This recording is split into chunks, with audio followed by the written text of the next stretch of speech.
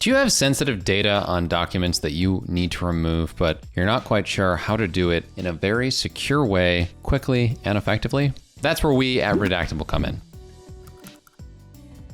It's as simple as going into our product, picking a document you want to redact sensitive information from, press auto, and receive a myriad of suggestions as to what you should redact on your page. By selecting which fields you would like to redact, you can select them on the right and even select all of the suggested fields at once. Press redact items, finalize your redaction. Within a few seconds, your document is redacted, you can download the file, and there's no sensitive information left on the page and no hidden metadata that is there, so all of your documents are 100% secure based on your preference.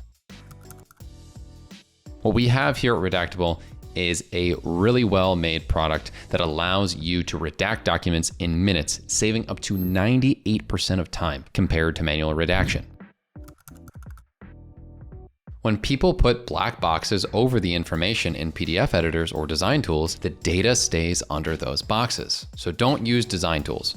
Don't put black boxes over the data using other software. It doesn't actually remove the data. It just covers it. Use redaction tools like Redactable instead to remove the data from underneath the boxes.